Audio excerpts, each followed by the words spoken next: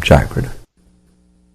Since in the end, the whole path is about consciousness, then the whole path is about consciousness. All the other things you get into in between are just because you're lost.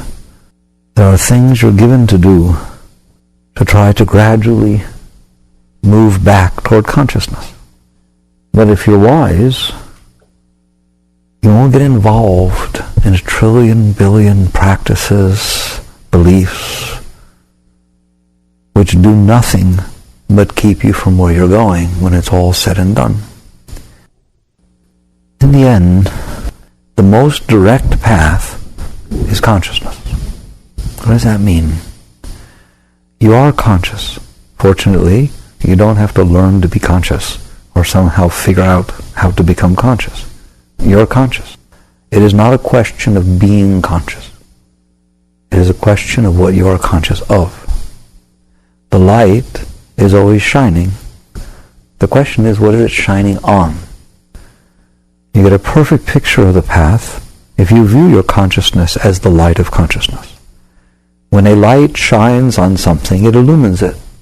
In this particular case, when the light of consciousness shines on something, it not only illumines it, but it becomes aware of it, and it identifies with it. So if the light shines on something beautiful, it feels beautiful. If the light shines on something old, it feels old. If the light shines on something expansive, it feels open. If it shines on something contractive and small, it feels small. That's all that's happening. Your consciousness is always there, always. You wish it wasn't, but it is. It's always there.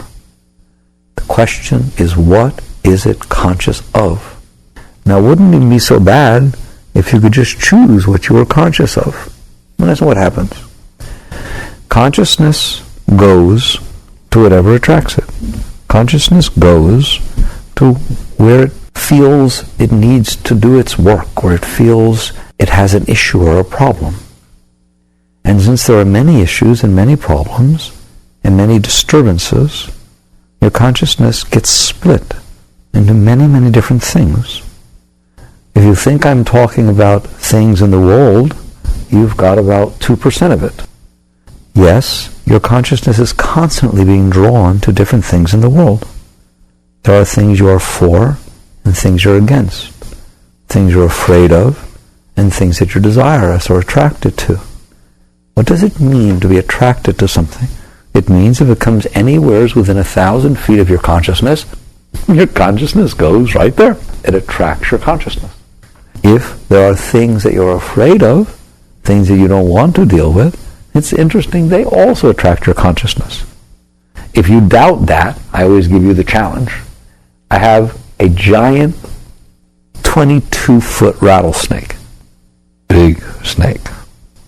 I'm sorry, but your karma is such that you're going to be within 5 feet of that snake while it's free. Do you want the 5 feet to be in front of you or behind you? Where would you rather have that snake? 5 feet behind you or 5 feet in front of you? And no question about it, is it? There's not one of you going to stay behind you. I want it there. Why? I thought you don't like it. Yeah, I want to see it. Just the act of seeing it makes you feel like you got some control over something, don't you? Therefore, that which you don't like, your consciousness is attracted to. But it's not attracted to it because you want it. It's attracted to it because you don't want it. And so it watches it.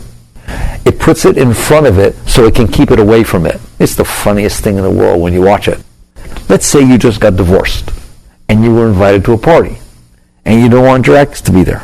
And you don't like your ex. Obviously, you don't want to be where your ex is. Isn't it funny that when you go to the party, all you do is look for him or her? And you ask her, have you seen him? Have you seen her? It's just the most amazing thing in the world. So that which you are attracted to draws your consciousness because you want to be with it. It's attractive to you. That which you are repulsed by, that which you are afraid of, that which you are disturbed by, draws your consciousness because you want to keep away from it. It's just so poignant and funny. Because you want to keep away from it, you watch it so you can keep away from it. Really weird, but it's true, isn't it? So your consciousness is drawn to that which distracts it. It's that simple. And you are distracted to things if you're attracted to them, if you want them, if you need them, you're desirous of them. And you are distracted by things if you're afraid of them. So now you're constantly, my God, if you watched it, if you could be conscious enough to watch how often your consciousness is distracted from what you're doing. A noise comes, what's that?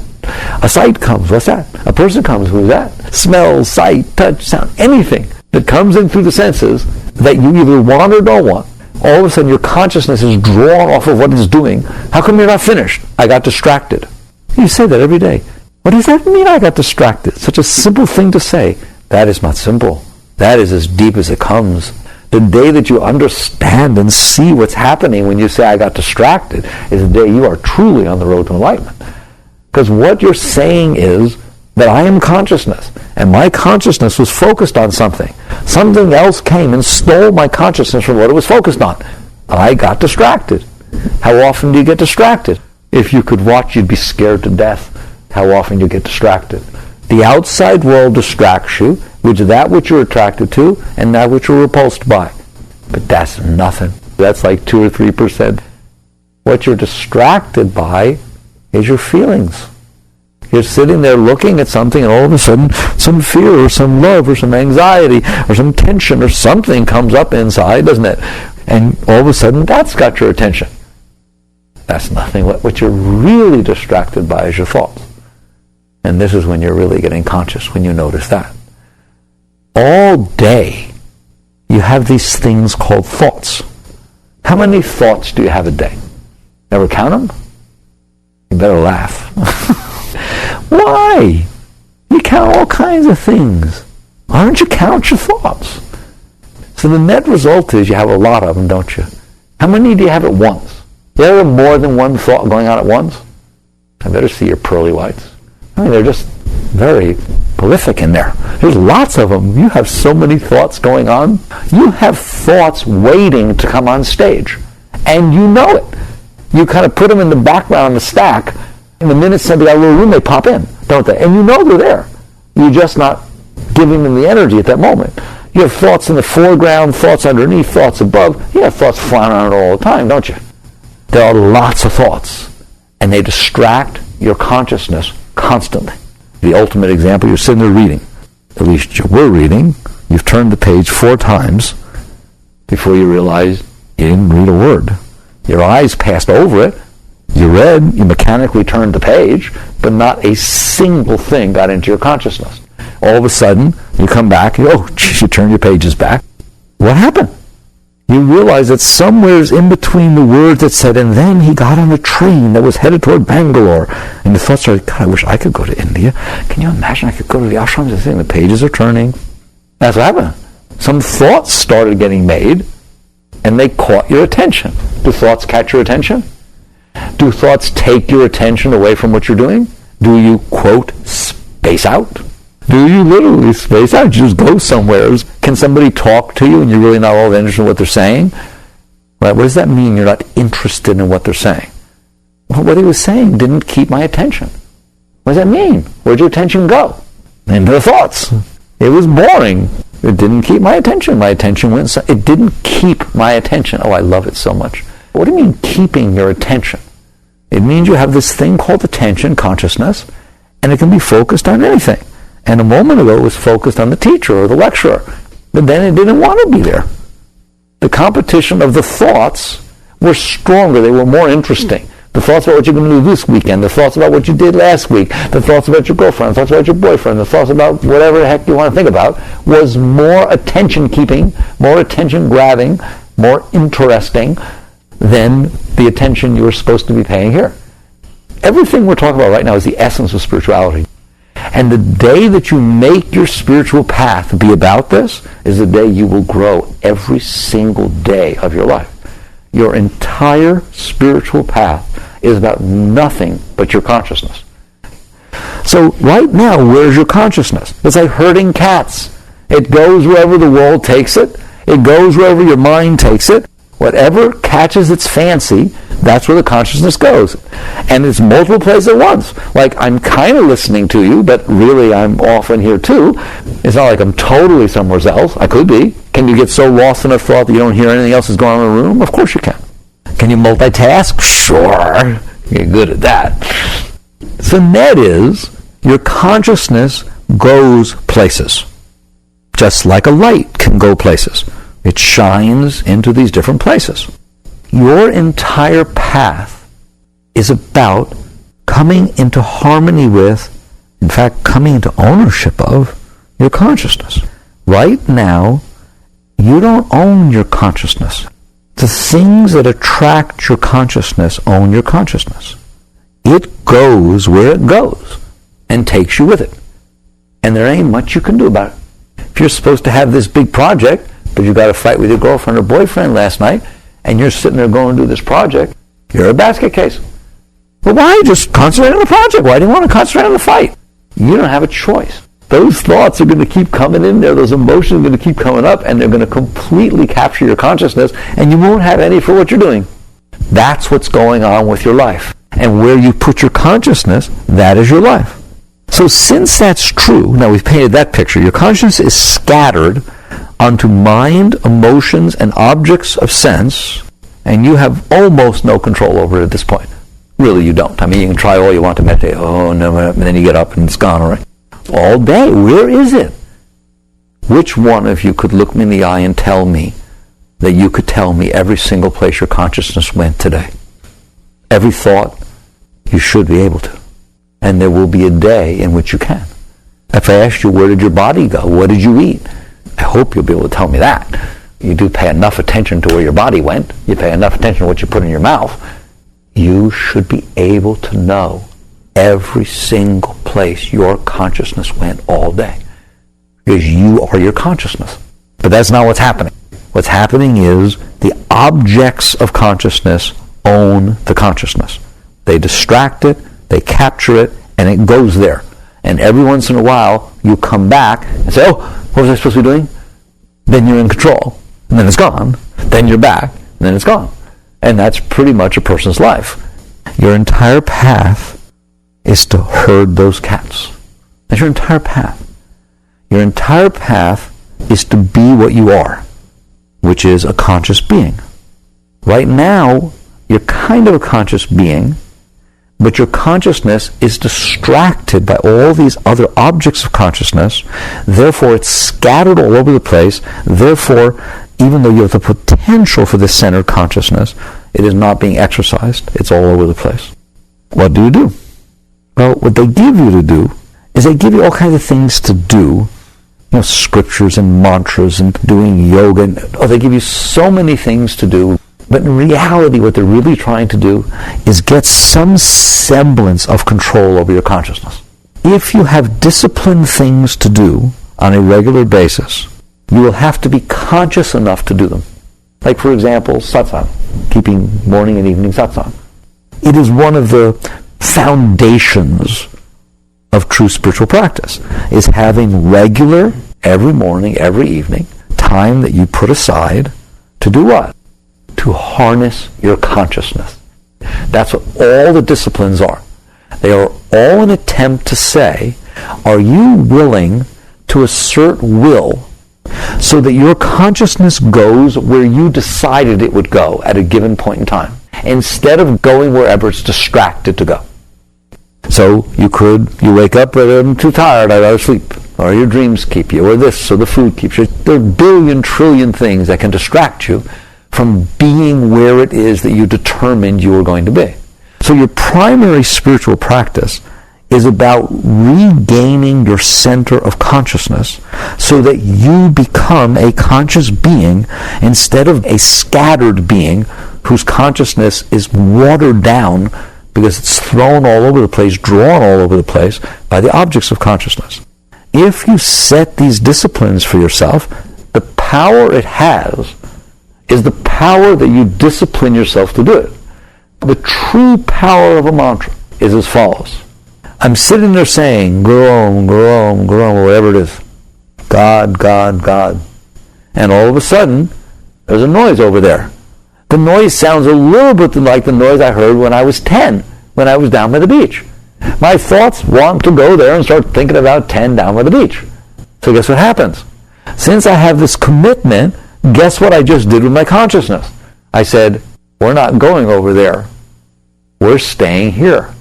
Whoa. What a thing to tell your consciousness. What a thing to assert willful control over where your consciousness is focused, instead of letting your consciousness be drawn to whatever thought, emotion, or object draws it. How powerful is that? If you assert your willful intent to regain the control over what you're conscious of, you will start to realize you are the consciousness. It will awaken you. It really has nothing to do with mantra. It doesn't make any difference. What matters is, if the consciousness is scattered all over the universe, inside and out, you have no power. Why? Well, for the same reason that water that's just spilt all over the ground just flows out and there's nothing there. It just absorbs, it does nothing. But if you have something that harnesses the water, that holds it together, and you keep pouring into it, it builds a force, it builds a power. It goes up, it rises up. You can use it to drive a windmill. You can do all kinds of things with harnessed water, can't you? You can do all kinds of things with centered consciousness. You can do nothing with scattered consciousness. This is your spiritual path, guys. Now, whether you do that practice through mantra, whether you do that practice through reading the Bible, whether you do that practice by keeping disciplined times for satsang or meditation, or all of the above, that's just something you have to decide, you have to deal with. But what it's all about is not those things. A true spiritual seeker understands that they are the consciousness and they want their soul back. Period. By hook or by crook. Their freedom has been taken away from them. Their life has been taken away from them. They don't have a life. They're owned by wherever the energy gets distracted. That's where they are. They can't get done what they want to get done. They can't succeed what they want to succeed at. And they can't become who it is that they are because they're busy being wherever the thoughts go, wherever the emotions go, and wherever attracts them or repels them goes. And that's who they are. They're scattered all over the place. That's the reason you center your consciousness. You center your consciousness in order to get your being back. It's that simple. What has meaning is the centering of your consciousness, is the willful, conscious intent of maintaining your being so that you're there. You can be there all the time. What does it mean to be there? It means that something starts to distract your consciousness, a thought, a feeling, or something outside, and before your consciousness goes with it, it asks permission. For all practical purposes, it just stops for a moment and permits you to be aware that you're about to lose your consciousness to the object. And you decide, do you want to? What an amazing moment. You're given the moment of free will. Do I want my consciousness going there? Maybe you say yes. Guess what? When you're conscious enough, even when it goes there, your awareness of being goes with it. It never fully goes on its own. You are always there, aware. I'm going to put my consciousness here. I'm going to put my consciousness there. But it's a place you put your consciousness. It's a place you permit your consciousness to go. It is not something it does without your choice, and it does it for as long as you want it to do it. You never lose it. You never, ever lose it ever again for the rest of your life. That's what losing it means, by the way. You lose your center, and your consciousness gets involved in emotion, and you're not there anymore. It gets involved in a thought, and oh boy, he got lost in his thoughts. It gets involved in some external activity of fear or passion. It's gone. As opposed to, here I am, and I'm playing tennis. I'm doing this. I'm saying this. Even when you're talking, you are aware of what you're about to say before you say it. You are aware how much you're talking. You're aware of your tone of voice. You're aware of every single thing that is going on while it's happening. You're not stopping it. It's not a control freak. You're just conscious. And at some point you will feel that your talking has lost its meaning. It lost its power. And you'll stop. Why? Because it lost its power. You don't ever find yourself on autopilot. You're a conscious being. That is what it means to grow spiritually. You become a conscious being. Now, this becomes your spiritual practice. If you want to do all the other techniques, by all means, do them. But at least understand their meaning. Their meaning is to gain the discipline so that what you said was going to happen is happening, to get focus. At some point, do the real practice. What's the real practice? Awareness of being. Are you aware of every step you take all day? Or do you just walk? I'm challenging you. A normal state for a spiritual being is there is not a single physical step, that takes place all day that you are not aware of your foot going down on that ground. That you do not feel your heel and then your toe touching that ground all day, every single step you take. There is no autopilot. There is no talking that's going on without you knowing that you're talking. There is no walking going on without you knowing that you're walking. There is no eating going on without you knowing you're eating. There is nothing going on without the all-seeing eye knowing that that is what is taking place. So when you walk, be aware that you're walking. What's so hard about that? You're going to get up, you're going to walk from here to the door. What happens is you're not walking. You're in your thoughts. You're in your emotions. You're attracted or repulsed by something. And body is walking. You can tell whether a conscious being is walking or unconscious being is walking. It's amazing. You can just feel the energy. A conscious being, when they walk, it's quiet. An unconscious being, when they walk, they don't even know if they're stomping or if they're quiet or if they're anything. They don't know anything. There's nothing going on. The mind is active, and however the mind is how the step is. If the mind is quiet, the step is quiet. If the mind is agitated, the step is agitated. Ever noticed? I mean, you watch somebody walk. You don't walk the same pace all the time. You don't carry yourself the same way. When you are conscious, you are all times aware of what is going on. You are aware. So you start with this thing called awareness of being. As you become more aware of your being, you become enlightened. Why? Because that's what your being is. Your being is awareness, and the awareness is universal. So how do you practice awareness of being? That's the easiest of all things. You are conscious all the time. There is never a moment that you are not conscious. The question is, what are you conscious of? Why not be conscious willfully of what's going on? Your consciousness is the greatest gift that was ever given to you. Without your consciousness, you don't even exist, do you? What are you doing with that gift? You're pouring it on the ground without a container every moment of every day. It's just going wherever it goes. The most powerful, the most wonderful, the most awesome thing that could ever be, awareness of being, consciousness. That is the essence of your life. The whole game is to bring it back to your center. Bring it back to your being. Practice the presence of consciousness, the presence of being. So mantra's one way. Should you want to play with that, it's fun. Just play with it. Bring it back there. That's when you start to see how many thoughts you have. At least give them some competition. You start giving them competition, you'll come to me and you won't like me anymore.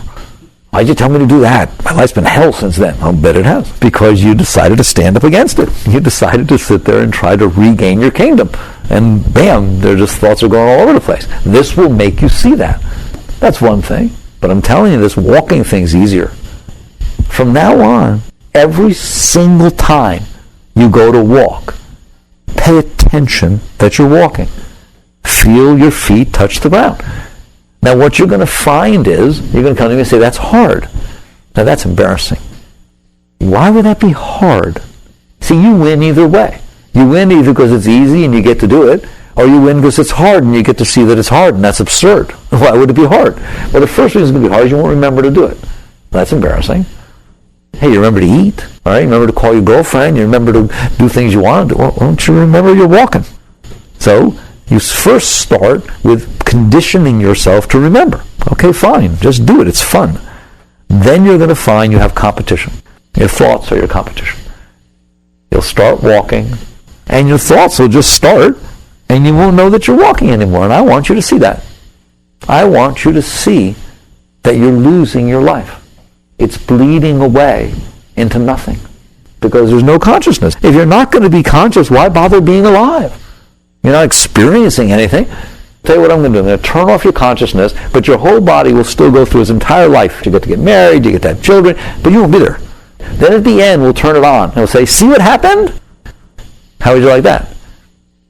No, I don't like that very much. I missed the whole thing. Where was I? I was sleep living instead of sleepwalking. That's what you're doing. Unless you're here, you're not here. You're lost in your thoughts. So you start practicing the presence of being. That is a spiritual practice. Your spiritual practices are 24/7. It's not something you do for an hour a day or 2 hours a day. It's something you do all day.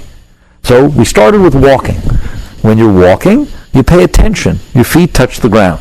You think, but be aware that you're walking. Practice that. And what you'll have to do is struggle with your thoughts. You'll have to struggle with your ability to maintain your center of consciousness.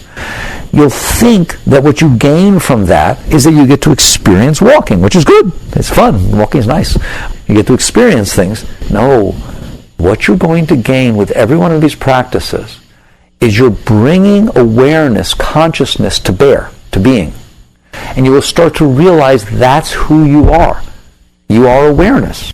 And as your consciousness focuses and centers into the center of your being, your whole insides will open up, your spirit will open up, and you'll begin to feel tremendous spiritual power and spiritual energy as your consciousness no longer spills out on the ground. So one, you'd be walking.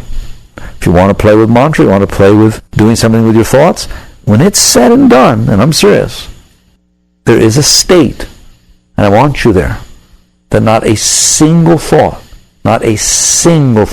conscious or subconscious, you literally watch that which used to be your subconscious try to hide from your conscious. That's how conscious you are. There are thoughts that are in front, and there are thoughts that are trying to hide in the shadows behind, but you're looking right at them, and you see them trying to hide in the shadows. That's what Freud wanted to call your subconscious. The trouble is, you're too conscious for there to be a subconscious. Yogananda to say when it's all said and done, there is no subconscious. And he's right. There is no subconscious mind. There's mind. And then there's consciousness that is willing to look at part of mind and not willing to look at the other part of mind. The part that consciousness is willing to look at, we call the conscious mind. The part that consciousness is not willing to look at is the subconscious mind. It's absurd. All you have to do is decide you're willing to look at all of mind, and there's no more subconscious. That's how you work with this. It's all about consciousness. You are to be aware of your thoughts. More important than meditation, but you won't be able to do it without meditation. You are to be aware of every single thought that gets created all day. And you are to decide willfully whether you want to go with a thought or whether you don't. It's your choice. You don't find yourself in a thought. You find yourself noticing a thought being created and deciding whether you want to put energy in it or not. And boy, it's fun when you play at that level. You'll sit there and you'll have a thought of a certain kind. All of a sudden the thought comes up. You decide, all right, we'll look at that for a minute. And then another thought comes up in opposition to that thought. Like you think, well, I could do that. Then you feel guilt or fear or shame or desire or memory. One thought generates a bunch of thoughts. And then the next thing you know, you have a thought, and then you have another thought. Well, I could go off and do this. Then it thinks, yeah, but so-and-so wouldn't like if it did that. Or then you start to feel fear. You start to feel anxiety. You start to feel jealousy. You start to feel guilt. Just all of a sudden, emotions start because you had a thought. Do you watch that all day? Do you notice that your thoughts cause your emotions and your emotions cause your thoughts? Is it quiet enough to where every single one is seen by you? And you decide you want to go there or you don't want to go there. Because that is where you have to get if you want out. Why? Well, it's obvious. If these thoughts and emotions create themselves and they capture your consciousness and they pull your consciousness into them and you don't have any control over it, well, then you're not going anywhere. You're going to stay there. You're a prisoner. You're a prisoner of your emotions and thoughts because they captured your consciousness. You don't get to be who you want to be. You don't get to be yourself. You have to be busy being those thoughts. What if you have a problem? If you have a serious problem, a sickness of this, don't think about it. Can you not think about a serious problem? You just sit there and decide. Is there any purpose to be thinking about this? Maybe it's not its time. Maybe it's not anything, right? Like, what's the purpose of dwelling on something that has no purpose to dwell on at this point? You're a rational person. So you just sit there and you look at it and you say, okay, I'm not going to dwell on that. Can you? Can you just sit there and every time it tries to come up, say, no, thank you, but no thank you. And keep your consciousness where you want it so that that thing just fades the minute it starts. That is what it means to be a yogi. You understand that? And a yogini. You're a conscious being. It has to do with your awareness of being. It has to do whether when you walk, you know you're walking. It has to do with when you talk, you know you're talking. Or is what's going on in there, as it is for most people, is it's so uncomfortable in there. It is such a mess in there that all you do is want to lose yourself so you don't have to deal with it. So when you talk, you lose yourself when you're talking. When you walk, you lose yourself. If you can have a decent thought, you lose yourself in those thoughts. A yogi never loses themselves. Never. A yogi wants to be conscious, no matter what it is in there, bad, good, or indifferent. There is no hiding from it. What a yogi does is sit in there. Now thoughts come, emotions come, form comes. But you are completely involved in what matters to you, which is self, being, essence, consciousness, radiance of your inner self. And that's where you live. And you should be able to live there when you're outside, when you're inside, no matter what's going on. People talk about the importance of meditation and spiritual practices. They are important, but they are important because they give you the ability to do this. Until you can do this, you will never be free. It is not a matter of taking weekends and going off and doing some retreat somewhere. It is a matter of every minute of every single day. This is who you are. You are consciousness, and you are aware that you are consciousness. And consciousness can get involved in thoughts, and consciousness can get involved in emotions, and consciousness can get involved in this world. Or it can't. It is its choice. It's consciousness. You shine your light where you want. And if there should be something that you're struggling with, what does that mean, struggling with? Somehow it has a hold on you. You don't want to be involved in it, but it keeps drawing you into it. I mean, what is that? You are your own being. How dare a thought own you? Who does it think it is? How dare an emotion own you? How could anything in this world own you? You are your being. And so you work with that way. If something can still own you, it's your best friend. It is your best friend. If something can scare you enough to where you have trouble not being involved in it, if something can attract you enough to where you have trouble not being involved in it, be they thoughts, emotions, or form, you look it right in the eye and you say, we'll see how long that lasts. It won't change in 1 minute, but you know to the bottom of your being, there is no way you're going to get owned by anything. How can that which you're looking at own you? You're the light, you're consciousness. How could you let yourself be owned by something below you?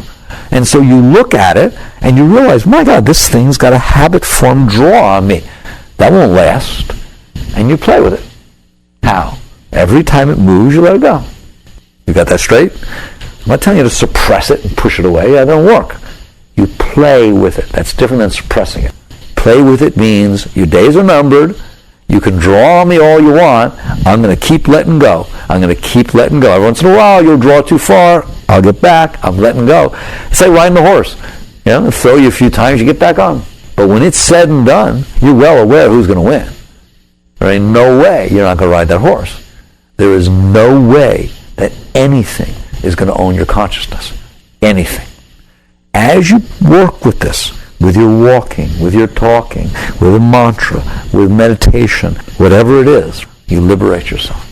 A true spiritual being, every single day is different than they were the day before. And you are aware of that. You are aware that the next day you are not the same person that you were the day before. How could that be? You're more centered. If you're doing what I just said every day, there's no way that every day you're not better at it than you were the day before. If you lift weights and you can only lift 145 pounds, I guarantee you if I add an ounce a day, just an ounce, not a pound, an ounce, You won't feel it. But if I come back in 20, 30 days, I guarantee you'll be lifting more than you were when I was there 20 days ago. And in fact, every day you'll lift more, won't you? And you won't even notice it. It is the same thing with this. If you do these practices 24/7, you are constantly conscious. That's what you're doing with your life. Work, play, this, that, every single thing. You are aware of what's going on and playing with it. If you do that, then every day you practiced. Because practice makes perfect, you're better at it the next day.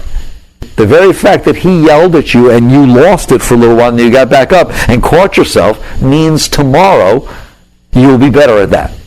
Practice makes perfect. And what a yogi is practicing every single minute of every day is consciousness, is awareness of being, is the center of their essence. Is it clear? It's fun, isn't it? That's what you're doing. I don't know why you need anybody to teach you. Just do it. Just play. Have fun. It's a video game. It doesn't need instructions. I like the video games that I don't play any of them anyway, never did, but they tell me there are ones that they don't come with instructions. You just start using it and you don't even know where it's going or what you're supposed to be doing. It's like an interactive experience. That's what this is. Except that you have one clarity. I gave you the clue. It's all about how present you are. It's all about whether you're in charge or your thoughts are, or your emotions are, or form is. There's nothing wrong with form. There's nothing wrong with thoughts. There's nothing wrong with emotions. But there's something seriously deficient about you not being there. This is your life. Can you be present all the time? Until when I say to you, were you aware of every single thought that passed through your mind today? You look at me and smile instead of laugh at me. You're aware of every single thought that passed through your mind today. Very good. It's called the practice of the presence of being. The practice of the presence of being. Jagrata.